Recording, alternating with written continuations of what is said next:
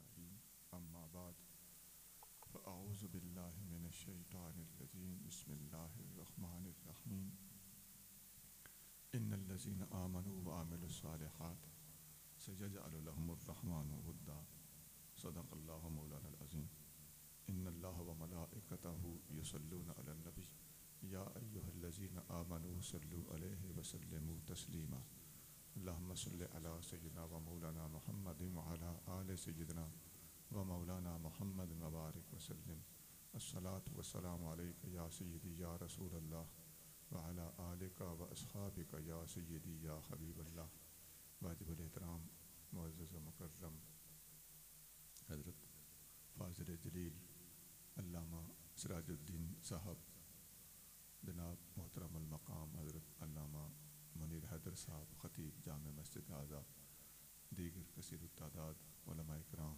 بزرگوں، بھائیوں، عزیزوں، تمام علماء کرام کے اسماء گرامی لینا چونکہ طویل ہو جائے گا، اس لیے میں نے مجموعی طور پر سب کی خدمت میں ہدیہ محبت و عقیدت پیش کر دیا ہے۔ اللہ کریم ان علماء کا سایہ ہمارے سروں پر قائم رکھیں اور ہمیں ان سے مستفید ہونے کی توفیق عطا فرمائے۔ تصوف سیمینار یہ ہمارا عنوان ہے۔ اس حوالے سے فقیر نے آپ کے سامنے قرآن شریف میں سے چند الفاظ تلاوت کرنے کا شرف اور سعادت حاصل کی ہے۔ ادھر حضور غوث اعظم قدس سر العزیز کی 11ویں شریف کو بھی ملحوظ رکھنے کا حکم ہوا ہے۔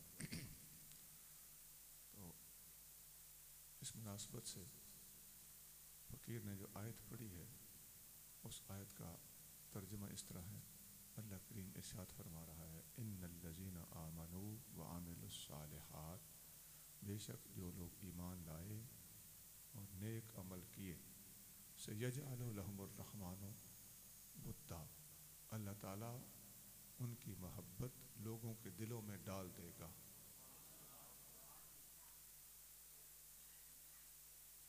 جن کی محبت ڈالے گا ان کے بارے میں فرمایا جو لوگ ایمان لائے اور عمل کیے۔ تو جن کے دلوں میں ان کی محبت ڈالے گا وہ بھی تو ایمان لائے نا، وہ بھی تو اعمال صالحہ والے ہوں گے نا۔ ہر کسی کے دل میں اللہ والوں کی محبت اللہ نہیں ڈالتا، جس کو اللہ اس کام کے لیے پسند کرتا ہے اسی کے دل میں اللہ والوں کی محبت ڈالتا ہے۔ تو پتہ چل گیا ایمان لانا اور اعمال صالحہ کرنا یہ اللہ کے ولیوں کا کام ہے، اور ان کی محبت لوگوں کے دلوں میں پڑ جاتی ہے، اور جن کے دلوں میں محبت پڑ جاتی ہے وہ بھی ایمان والے ہوتے ہیں اور اعمال صالحہ والے ہوتے ہیں۔ سمجھنا یہ ہے کہ اللہ کا ولی جس کی محبت ہمیں ملی وہ بھی ایمان لایا اور نیک عمل کیے، جن لوگوں کو ان کی محبت ملی وہ بھی ایمان لائے اور نیک عمل کیے، ان کے ایمان لانے اور نیک عمل کرنے اور عوام کے ایمان لانے اور نیک عمل کرنے میں فرق کیا ہے؟ فرق یہ ہے کہ جو کاملین ہوتے ہیں ان کا ایمان مضبوط ہوتا ہے، ان کے عمل میں اخلاص زیادہ ہوتا ہے، اور جو ہم جیسے عوام ہوتے ہیں ہمارے اندر بھی ایمان تو ہوتا ہے، اللہ کے ولیوں جتنا مضبوط ایمان نہیں ہوتا، اور ہمارا بھی عمل تو ہوتا ہے، عمل نیک ہونے کے باوجود ہمارے عمل میں وہ اخلاص نہیں ہوتا جو اللہ کے ولیوں کے عمل میں اخلاص ہوتا ہے۔ تو دو فرق نکل آئے۔ ایمان میں فرق یہ نکلا کہ کاملین کا ایمان مضبوط ہوتا ہے، ایمان گھٹتا اور بڑھتا نہیں ہے، مضبوط اور کمزور ہوتا ہے، یہ بات مسلم ہے۔ اللہ کے ولی کا ایمان مضبوط ہے، ہمارا ایمان ان کی نسبت کمزور ہے۔ اللہ کے ولی کے عمل کے اندر اخلاص ہے، ہمارے عمل میں ان کے مقابلے پر اخلاص تھوڑا ہے، یہ فرق ہے۔ اچھا، ان کا جو ایمان مضبوط ہوتا ہے اس کی تفصیل اس طرح ہے۔ اللہ کریم جل شانہ قرآن شریف میں ارشاد فرماتا ہے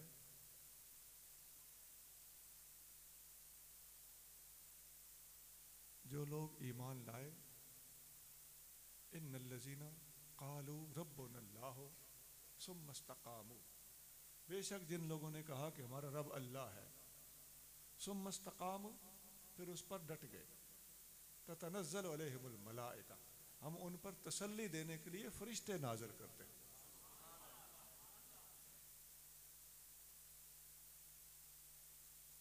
تو جن لوگوں نے کہا کہ ہمارا رب اللہ ہے پھر اس پہ ڈٹ گئے، یہ خواص کا کام۔ نبی کریم صلی اللہ علیہ وآلہ وسلم کی حدیث مسلم شریف میں موجود ہے۔ آپ کریم صلی اللہ علیہ وآلہ وسلم سے ایک صحابی نے پوچھا، یا رسول اللہ مجھے کوئی ایسی بات بتائیں کہ پھر آپ کے بعد مجھے کسی سے پوچھنے کی ضرورت نہ پڑے، وہ نکتہ بتائیں۔ آپ صلی اللہ علیہ وآلہ وسلم نے فرمایا، قل آمنت باللہ ثم استقم، فرمایا کہہ میں اللہ پر ایمان لایا پھر اس پہ ڈٹ جا۔ اچھا، یہ جو میں بات کہہ رہا ہوں، قرآن بھی کہہ رہا ہے کہ جو لوگ ایمان لائے اور پھر ڈٹ گئے، ایمان کس پر؟ اللہ پر۔ ان الذین قالوا ربنا اللہ، ہمارا رب اللہ ہے، پھر اس پہ ڈٹ جانا۔ اور حدیث بھی آتی فرماتی ہے کہ کہہ میں اللہ پر ایمان لایا پھر اس پہ ڈٹ جا۔ یہ آج کا جو ہمارے حالات ہیں نا، ان حالات میں یہ آیت اور یہ حدیث جلدی سمجھ نہیں آتی۔ ہم لوگ سمجھتے ہیں شاید یہ بتوں کا اس زمانے میں دور دورہ تھا نا، تو ان سے ہٹانے اور اللہ پر لگانے کے لیے یہ بات کی جا رہی ہے۔ یہ بات اپنی جگہ پہ درست بھی ہے۔ سنا مسلمان کو جب صحابی کو حضور فرما رہے ہیں نا کہ کہہ میں اللہ پر ایمان لایا پھر اس پہ ڈٹ جا، وہ ایمان لا چکے تھے اور وہ ڈٹے ہوئے تھے۔ مزید استقامت کی بات ہو رہی ہے، مراد اس سے یہ ہے کہ درویش، فقیر، ولی، اللہ کا پیارا، اللہ کی طرف بڑھنے والا اور اللہ کی راہ کا مسافر، سالک، اس کے لیے ضروری ہوتا ہے کہ ایک اللہ کی طرف ایسے متوجہ رہے جیسے ناک کی سید ہوتی ہے، نہ اسے دائیں کی پرواہ ہوتی ہے نہ اسے بائیں کی پرواہ ہوتی ہے، اس کی توجہ یکسوئی کے ساتھ اپنے مالک کی طرف ہوتی ہے، جس سے مکمل یکسوئی حاصل ہو جاتی ہے، اسی کو ولی کہتے ہیں۔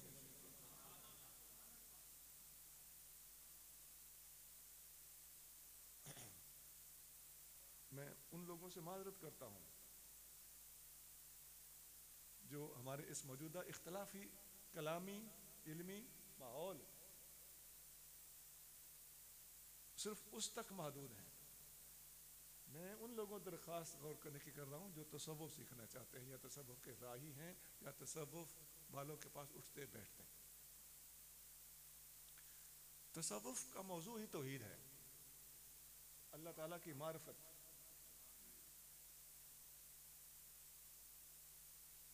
یہ وہ موضوع نہیں ہے، یا اس کو سیکھنے کا وہ طریقہ نہیں ہے کہ یا اللہ مدد کہنا جائز ہے کہ ناجائز ہے، اور یا رسول اللہ کہنا جائز ہے کہ ناجائز ہے، یا رسول اللہ مدد کہنا ناجائز ہے کہ جائز ہے۔ او بھائی، یا رسول اللہ کہنا بھی جائز ہے اور یا رسول اللہ مدد کہنا بھی جائز ہے۔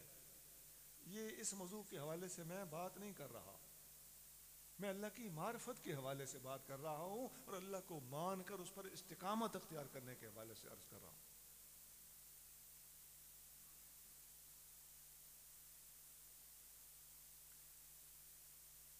اللہ تعالیٰ جل شانہ کو جس طرح ولی مانتا ہے اس کے اندر وہ یقین ہوتا ہے، اللہ تعالیٰ کی طرف اس کو یکسوئی ہوتی ہے۔ حدیث شریف ترمذی شریف میں موجود ہے، نبی کریم رؤوف الرحیم صلی اللہ علیہ وآلہ وسلم نے حضرت عبداللہ بن عباس رضی اللہ تعالیٰ عنہ کو فرمایا، وہ آپ کے پیچھے سواری پر بیٹھے ہو، آپ کریم صلی اللہ علیہ وآلہ وسلم نے فرمایا، یا غلام، اے نوجوان، لبیک یا رسول اللہ وسعدیک، یا رسول اللہ میں حاضر ہوں، جو حکم ہو مانوں گا۔ آپ نے دوبارہ فرمایا یا غلام، پھر وہی جواب ملا، آپ نے پھر فرمایا یا غلام، اے نوجوان، 3 بار فرمایا۔ یہ 3 بار فرمانے کا مقصد اور غرض کیا تھی؟ تاکہ طالب علم، نوجوان، امتی، ابن عباس رضی اللہ تعالیٰ عنہ غور سے سنیں۔ فرمایا احفظ اللہ تجدہ تجاہک، اللہ کو حفظ کر تو اسے اپنے سامنے پائے گا۔ اس پہ آپ غور کیجئے، پہلے جو بات کی نا، وہ جو اختلافی مسائل ہیں ان کے لحاظ سے ہم سنی ہیں، ہم یا رسول اللہ کہنے والے سنی، لیکن یہاں آپ نے بات اللہ تعالیٰ کی طرف متوجہ ہونے اور اللہ پر توکل رکھنے اس کے حوالے سے غور سے سننی. اپنے رب کی طرف متوجہ رہے، رب کو حفظ کر. حفظ کرنے کا کیا مطلب ہے؟ رب کو ہر بات میں ہر موڑ پہ ملحوظ رکھ. تیری توجہات کا مرکز اللہ کی ذات ہونی چاہیے.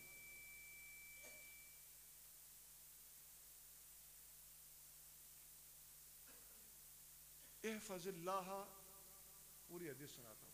احفظ اللہ یحفظ کا، تو اللہ کو حفظ کر، اللہ تجھے حفظ کرے گا. لفظی ترجمہ بتا رہا ہوں. مراد یہ ہے کہ تو اللہ کو ملحوظ رکھ، اللہ کی طرف متوجہ رہ، اللہ تیری طرف توجہ فرمائے گا.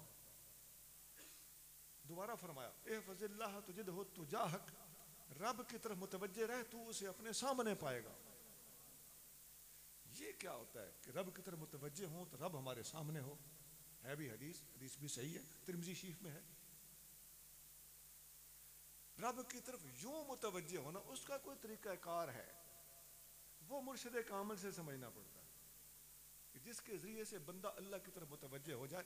خدا کی قسم مرشد کامل خال خال ہوتا ہے جو سجی کھبی جڑیں کاٹ کے تندیں توڑ دے، آسرے ختم کر دے. اسے جب ایک آسرا نظر آئے گا طالب کو تو اس وقت طالب اللہ کی طرف متوجہ ہوگا. آسرے توڑوا دینا یہ مرشد کامل کی ڈیوٹی ہوتی ہے، یہ اس کا کام ہوتا ہے جو اس کے بغیر ممکن بھی نہیں.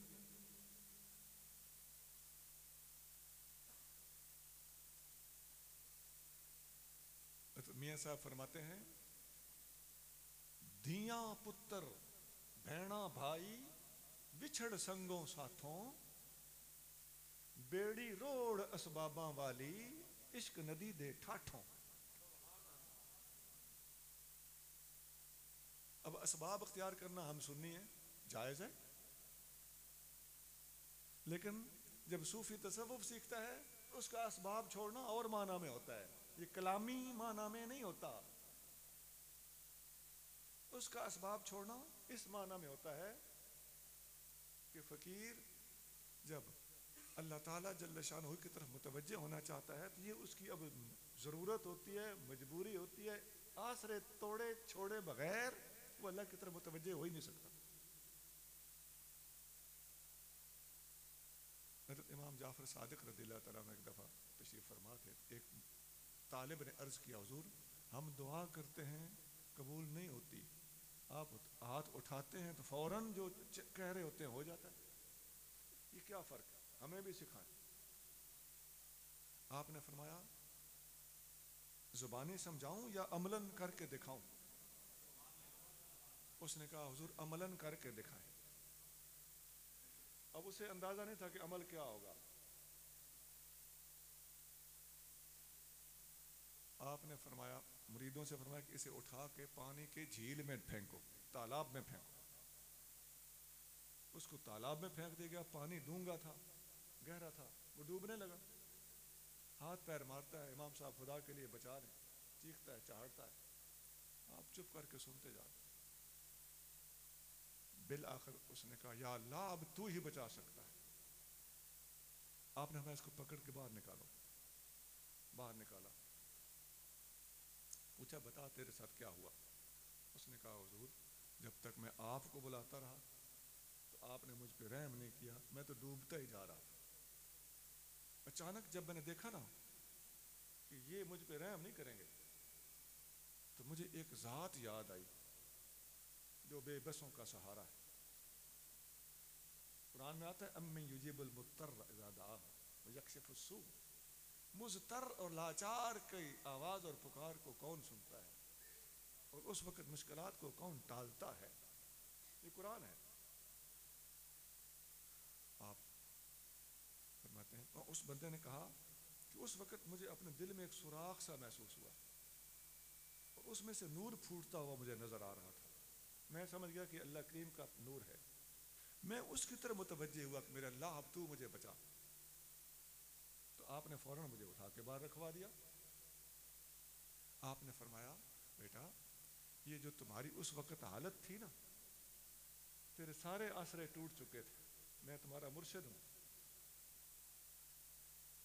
تو میرے بارے میں بھی یہ سوچنے لگا کہ اب مجھے اللہ ہی بچا سکتا ہے، یہ بھی مجھ پہ رحم نہیں کر رہے۔ تو مرشد کا کام ہی یہ ہوتا ہے، میں نے پیروں والا کام کیا ہے۔ مرشد کا کام یہی نہیں ہوتا کہ اپنے اندر ہی پھنسائے رکھے،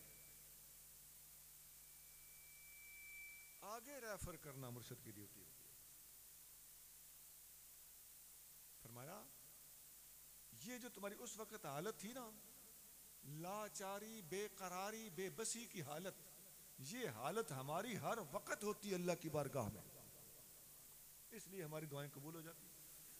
تمہارے ساتھ ایک واقعہ پیش آیا، ہماری زندگی اسی طرح گزر رہی۔ ان باتوں سے پتہ چلا کہ آثر اسباب ٹوٹ جانا، اگرچہ شرعی طور پر اور علم کلام اور مناظرے کی بات کرو گے تو غیر اللہ سے مدد مانگنا، اللہ کے پیاروں سے مدد مانگنا جائز ہے، لیکن جب تصوف سیکھنے نکلے ہوئے تو یہ اور بات ہے۔ حدیث میں آتا ہے، نبی کریم صلی اللہ علیہ وسلم نے ایک صحابی سے فرمایا، مسند احمد میں صحیح حدیث ہے، آقا نے صحابی سے فرمایا کسی سے مدد نہ لینا، اگر تیری لاٹھی، تم سواری پہ سوار ہو اور تمہارا عصا لاٹھی تمہارے ہاتھ سے چھوٹ کے نیچے گر جائے تو کسی کو نہ کہنا کہ مجھے آ کے پکڑاؤ، نیچے اتر کے خود اٹھا لینا۔ اب آپ ذرا علمی لوگ بیٹھے، مجھے بتائیں، یہ جو لوگ دوسروں کو کہتے ہیں کہ تم مشرک ہو، ایمان سے بتاؤ، ان کی سوٹی گر جائے یہ خود اٹھاتے؟ نہیں اٹھاتے۔ پتہ چلتا ہے ان کی فتویٰ بازیاں غلط ہیں۔ صوفیاء کی توحید اور رنگ میں ہوتی ہے، تمہاری مفت فتویٰ بازانہ توحید اور ہے۔ اور یہ جو آپ لوگوں کو توحید سکھا رہے ہو نا، فقیر کی یہ باتیں سن کے ان لوگوں کو میں دعوت فکر دیتا ہوں کہ جناب آپ اس بات پہ غور کیجیے، شاید جو باتیں ہم کر رہے ہیں ان حالات کی روشنی میں اور ان دلائل کی روشنی میں شرک کا فتویٰ آپ پر بھی لگتا ہوگا، لیکن صوفیاء کے نزدیک یہ باتیں اور رنگ میں بیان کی جاتی ہیں، طالب طریقت کو یہ باتیں اور انداز سے سکھائی جاتی ہیں۔ اس میں اصل روح توکل ہوتا ہے، اور توکل ہر بندہ اپنے لیول کے مطابق کرتا ہے۔ توکل کا عروج ولیوں کو اور نبیوں کو نصیب ہوتا ہے۔ اس درجے سے نیچے نیچے جن لوگوں کے پاس توکل کمزور بھی ہے ان کو مشرک نہ کہنا، یہ ایک الگ چیز ہے۔ آپ نے کہا رفڑ ڈالا ہوا ہے، کسی طالب طریقت کو اللہ کی راہ پہ نہیں چلنے دیتے، بات بات پہ شرک کے فتوے لگاتے ہو۔ تو یہ صوفیانہ توحید، تصوف کی توحید، اس کا تعلق دراصل توکل یا اللہ کی رضا کے ساتھ ہوتا ہے، یہ اور بات ہے۔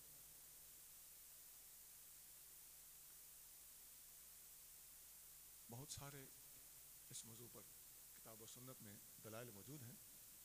شیخ اکبر محی الدین ابن عربی رحمۃ اللہ علیہ فرماتے ہیں، آپ کی کتاب الوصیہ، آپ اس میں لکھتے ہیں، یا بنیہ، اے میرے بیٹے، سد الباب، دروازہ بند کر دو، وقت الاسباب، اسباب کو کاٹ ڈال، مجالس الوہاب، وہاب کے پاس بیٹھ جا، یقیلو کا بغیر حجاب، وہ بغیر کسی حجاب کے تیری مدد کرے گا۔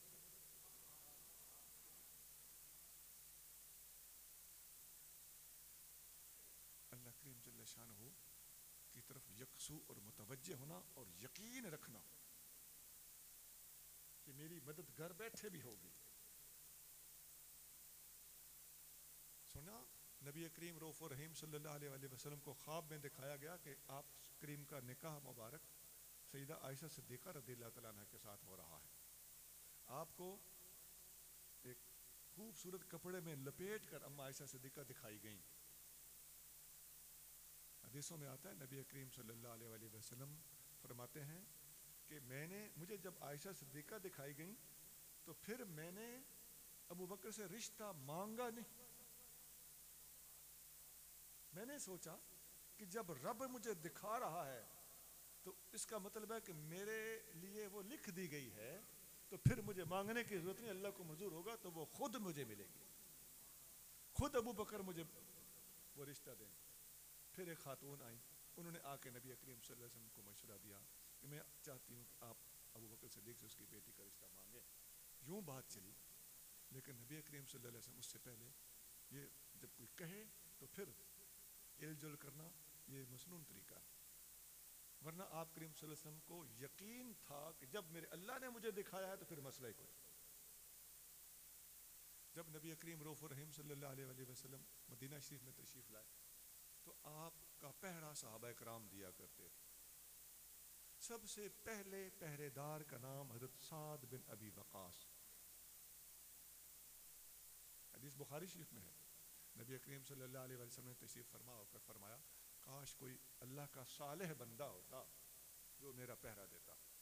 ایک منٹ بھی نہیں گزرا کہ چھن چھن کی آواز آئی، تلوار اور تیر اور کمان چھنک رہے. نبی کریم صلی اللہ علیہ وسلم نے دیکھا کہ کون ہے، سعد بن ابی وقاص سامنے آ گئے.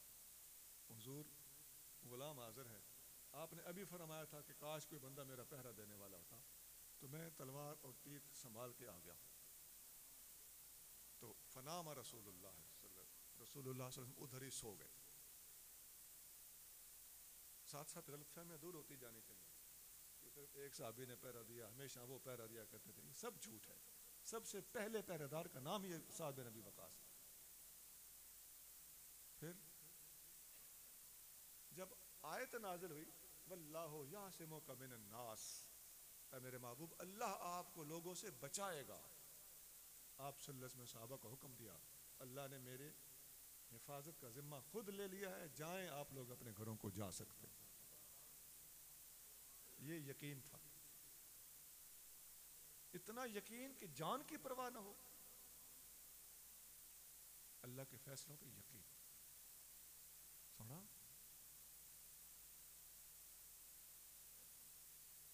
ہمارے مرشد کریم حضرت قطب الاقطاب محمد قاسم مشوری، ہم ان کو سائیں بادشاہ کہتے ہیں.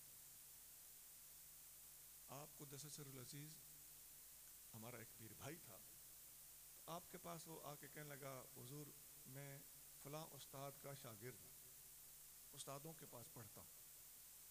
تو کل میں استادوں کو مٹھیاں بھر رہا تھا، زور دے رہا تھا. تو میرے استاد صاحب نے کہا کہ تیرے پیر صاحب کامل نہیں ہیں، مولوی شولوی ہیں. تو میں نے ادب کی وجہ سے جواب نہیں دیا، لیکن میرا دل حضور دکھا ہوا، لیکن ہے میرے استاد، میں کیا کروں. ہمارے مرشد کریم کی یہ عادت نہیں ہے، ایسی باتوں کا نوٹس نہیں لیتے. آپ نے ایک دفعہ فتویٰ دیا تو کسی بندے نے اس فتوے کا جواب لکھ دیا، کسی عالم نے. ہمارا ایک پیر بھائی دوڑتا ہوا سائیں آپ کے فتوے کا جواب آ گیا. فرمایا مٹھا ہوں، میرے فتوے کا جواب آیا، کوئی آسمان کے تارے نہیں ٹوٹ پڑے، اس کو مجھ سے اختلاف ہوگا، یہ کون سی بڑی بات. علمی میدان میں ایسا ہوتا رہا، یعنی ٹھنڈی طبیعت کے تھے. لیکن یہاں آپ نے دیکھا کہ بچہ ہے، رو رہا ہے، اس کا دل دکھا ہوا ہے، چلو اس کو تھوڑا سا اس پہ مرہم رکھتے. آپ نے فرمایا بیٹا کوئی بات نہیں، پریشان نہ ہو، استادوں کو جا کے میرا سلام عرض کرنا اور کہنا کہ ہمارے پیر صاحب کہہ رہے تھے کہ آپ بھی آ جائیں میں بھی آ جاتا ہوں. تو ادھر وہ دو گاؤں تھے، دونوں گاؤں کے درمیان صرف 20-30 گز کا فاصلہ تھا. ہوتا نا جیسے زیریں اور بالا گاؤں ہوتے ہیں تو ساتھ ساتھ ملے ہوئے ہوتے ہیں، تھوڑا سا 20 گز کا فاصلہ، ایک پلاٹ کا فاصلہ تھا بھی. تو ہمارے مرشد کی نے فرمایا کہ اپنے استادوں کو کہنا کہ آ جائیں، میں بھی آپ کے ساتھ بیٹھ جاؤں گا، آپ دعا کرنا اللہ کرے بارش ہو. اور بارشیں تو دعا لوگ کرتے بھی رہتے ہیں، ایسی بارش ہو کہ اس گاؤں میں بارش ہو، اس گاؤں میں ایک قطرہ بھی نہ گرے، صرف 20 گز کے فاصلے پہ دوسرا گاؤں. اور آپ کے کہنے پہ دعا کرنے پہ بارش ہوگی تو ماشاء اللہ، اور اگر نہ ہو سکی تو یہ فقیر دعا کرے گا، ادھر بارش ہوگی اور ادھر ایک قطرہ بھی نہیں گرے گا. اور ان کو کہنا حضرت آپ میں اتنا یقین ہی نہیں ہے کہ آپ ایسی دعا کر سکتے. میں نے آپ کو کرامت نہیں سنانی تھی اپنے مرشد کریم کی، میں نے سنانا تھا یہ جملہ کہ آپ میں اتنا یقین ہی نہیں ہے. اس سے پتہ چلتا ہے کہ دعائیں یقین کی بنا پر قبول ہوتی ہیں. اس لیے نبی کریم صلی اللہ علیہ وآلہ وسلم فرماتے ہیں ان اللہ لا يقبل الدعاء بقلب لاہن غافل. اللہ تعالیٰ کسی ڈھیلے دل اور غافل دل سے مانگی کی دعاؤں کو قبول نہیں کرتا.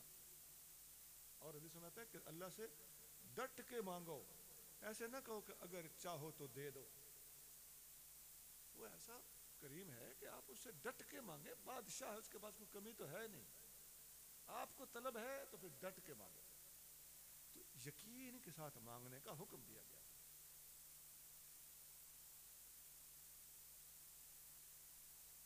ہمارے ایک بزرگ تھے, آزاد کشمیر میں رہتے تھے. وہ ایک جگہ سے گزرے تو ایک عورت بھینس کا دودھ نکال رہی تھی. وہ گجر قوم ہے, ادھر رہتی ہے. تو وہ گجری دودھ دوہ رہی تھی بھینس کا. وہ بزرگ شاہ صاحب سید تھے, وہ گزرے تو اس کی بھینس ترپ گئی, دودھ سے بھاگ گئی. اس عورت نے کہا تھارے بج پوے. شاہ صاحب کو کہنے لگی تجھ پہ بجلی گرے. یہ گجری بولی ہے تھارے بج پوے. اچھا, وہ شاہ صاحب ذرا طبیعت میں جلالی تھے, وہ گھر تشریف لے گئے اپنے شہر میں, بے تابی کے ساتھ گھوم رہے ہیں, ادھر جاتے ہیں ادھر جاتے ہیں. گھر والوں نے پوچھا کہ بولا کیا بات ہے؟ ایک درخواست دی ہوئی ہے قبول نہیں ہو رہی. میں آپ کو بتا رہا ہوں یقین کی بات, دعا مانگ کے ڈٹ جانا اور یقین رکھنا کہ میری دعا قبول ہوگی, یہ قبولیت کا راستہ کھولتی ہے. وہ دعا کیا کی تھی, جلالی طبیعت کے تھے, انہوں نے دعا نہیں کی تھی, بد دعا دی ہوئی تھی. آپ نے بد دعائیں شروع کر دینا, کسی کا مزاج جلالی ہوتا ہے تو وہ بد دعا دیتے. وہ جو عورت تھی اس کی 25 بھینسیں تھیں,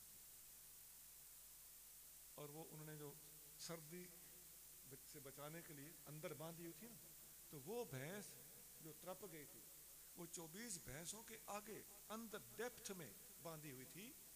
اور بادل بولا, بجلی کڑکی, بجلی 24 بھینسوں کو چھوڑ کر ان کے اوپر سے گزرتی اس آخری بھینس پہ جا پڑی. بات یقین کی تھی. بھائی قرآن آپ نے پڑھا, قد نرا تقلب وجہک فی السماء, اے محبوب ہم نے آپ کا آسمان کی طرف چہرہ انور اٹھانا دیکھا ہے. یہ تو آپ ایسے آیت پڑھتے سنتے رہتے ہیں علماء سے, خطباء سے, لیکن یہاں ایک نیا فائدہ ہے. حضور صلی اللہ علیہ وسلم کے دل میں خواہش تھی کہ ہمارا قبلہ تبدیل ہو جانا چاہیے, اور نبی کریم صلی اللہ علیہ وسلم آسمان کی طرف دیکھتے تھے کہ دل میرے میں خواہش پیدا ہو اور قبولیت میں دیر لگے, یہ ہو کیسے سکتا؟ حضور اپنے اس یقین کی بنا پر اللہ کی طرف دیکھتے تھے. اصل بات یہ تھی. میرے استاد تھے حافظ مختار احمد رحمۃ اللہ علیہ, وہ میرے تصوف میں استاد تھے. وہ ہمیں یہ سبق دیتے تھے کہ دعا مانگ کے بے چین ہو جایا کرو کہ دعا قبول کیوں نہیں ہوئی.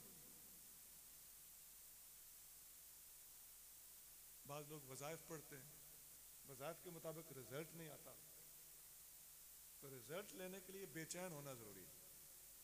اس بے چینی میں اضافہ کرنے کے بھی کئی طریقے ہیں, یہ صوفیاء کو پتہ ہوتے ہیں. کہ میں نے کوئی بات اپنے نشانے تک پہنچانی ہے تو اس کا طریقہ کار کیا ہے. بڑے طریقہ کار ہیں جو سٹیج پہ بیان بھی نہیں کیے جا سکتے, ایسے بھی طریقہ ہے کار. ساری گفتگو کا خلاصہ یہ ہے کہ ولیوں کے ایمان میں ساتھ یقین بھی ہوتا ہے, اور ہم جیسے عوام کے اندر وہ یقین وہ نہیں ہوتا. آپ دیکھتے ہیں کہ بہت سے مذہبی لوگ بھی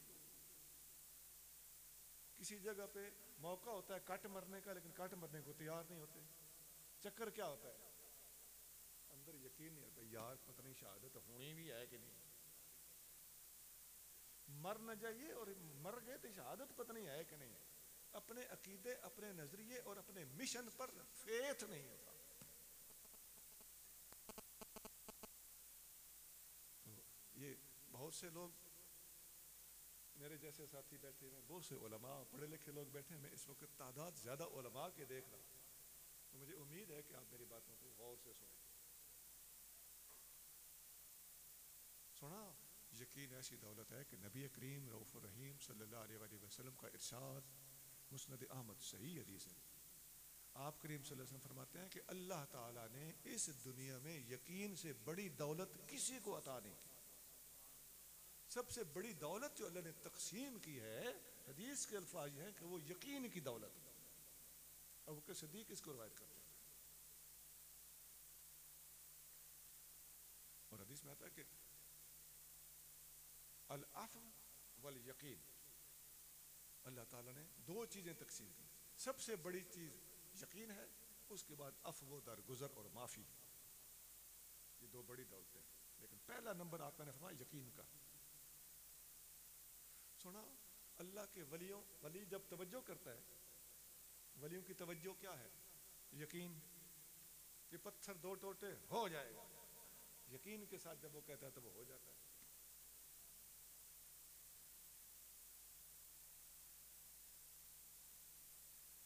نمبر دو، میں نے بتایا کہ جو لوگ ایمان لائے اور نیک عمل کیے، ان کی محبت لوگوں کے دلوں میں اللہ ڈال دے گا. تو وہ جو نیک عمل ہے وہ بھی ولیوں کے نیک عمل اور ہم جیسے عوام کے نیک عمل میں فرق ہوتا ہے. اس میں فرق میں نے بتایا، اس میں فرق اخلاص کا. وہ جو کرتے ہیں اللہ کی رضا کے لیے کرتے ہیں. اللہ کی رضا کے لیے جو کچھ حکم ملے وہ کر گزرنا. اللہ اکبر.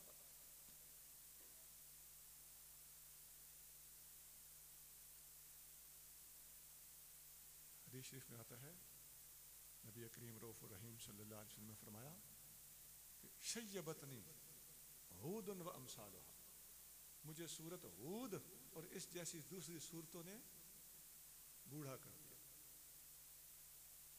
علماء نے ڈھونڈ کے بتایا کس چیز نے اتنا بڑا بوجھ آقا کریم صلی اللہ علیہ وسلم کس چیز کا اٹھائے ہوئے ہیں. اور سورت ہود کے الفاظ ہیں فاستقم کما امرت، جو حکم ملتا ہے اس پر ثابت قدم رہیں، جو حکم ملتا ہے اس پر ڈٹیں.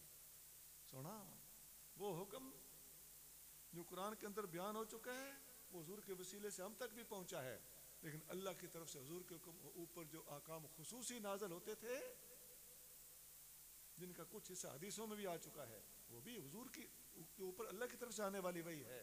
اللہ کا اپنے محبوب کے اوپر جو الگ اور جدا گانا اور خصوصی فضل تھا، اور اللہ کا اپنے محبوب کے ساتھ جو علیحدہ اور جدا گانا قرآن کے علاوہ رابطہ تھا، ہر وقت حضور اللہ کی بارگاہ میں حاضر تھے اور اللہ کی طرف سے حضور کے اوپر ذاتی احکام اترتے رہتے تھے. ان کے حوالے سے اللہ نے فرمایا فاستقم کما امرتا، جو امر ملتا ہے محبوب، جو آپ کو حکم دیا جاتا ہے اس پر ڈٹ جائیں. آقا صلی اللہ علیہ وسلم فرماتے ہیں کہ ان صورتوں نے مجھے ضعیف کیا، بوڑھا کیا.